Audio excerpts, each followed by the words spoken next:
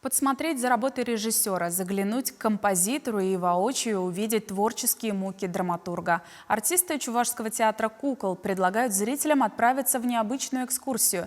Место действия – само культучреждение, его подмостки и коридоры.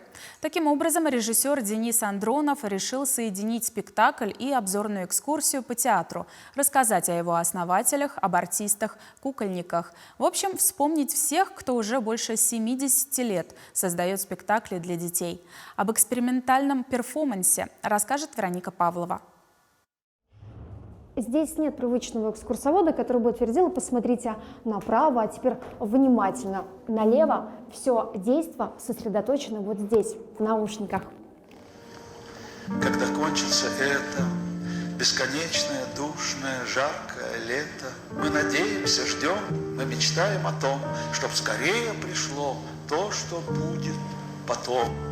В наушниках голоса советских актеров, режиссеров, фрагменты из различных интервью. И эти высказывания органично вплетены в историю создания театра «Кукол». Пришлось поднять архивы аж 40-х годов. Только полгода собирали факты, фотографии. К слову, это ленинградцам чувашские зрители обязаны появлению собственного кукольного театра. Эвакуированная труппа артистов в 1943 году оказалась в Ядрине, а через 2 года ей нашли пристанище в Чебоксарах. У Мерзлякова, директор театра, художественный руководитель, который создавал этот театр, у него только одна фотография. Искали интервью разные с нашими режиссерами. Там вот Татьяна Морева, тоже, наверное, ваш канал брал у нее интервью. Мы просто из интервью это вырезали, чистили звук, чтобы хоть как-то прозвучал где-то голос. Когда мы вот по лесенке переходим туда, на 2-й этаж, там же вот портреты у них висят. Это вообще там люди, которых ты знал, уважал по работе. И становятся прям мурашки по спине, честно говоря.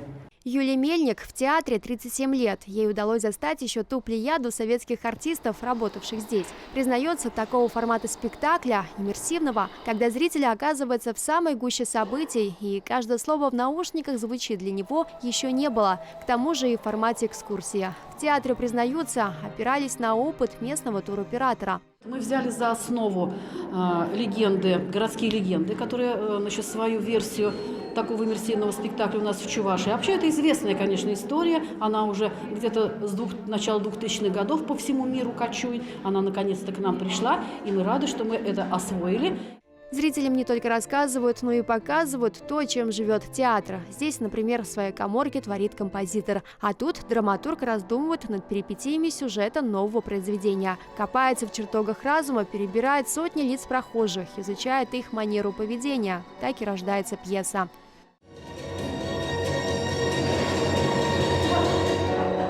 Как будто мы наблюдаем со стороны, как будто мы не зрители, а вот, извините за выражение, за сравнение, как боженька наблюдаем за вот этим процессом, как все это происходит. Экскурсионный спектакль «Память нашу не стереть годами» поставили на грант главы Чувашии. Артисты уверены, что не только детям, но и взрослым придутся по душе прогулки по закулисью. Вероника Павлова, Святослав Петров, Вести Чуваша.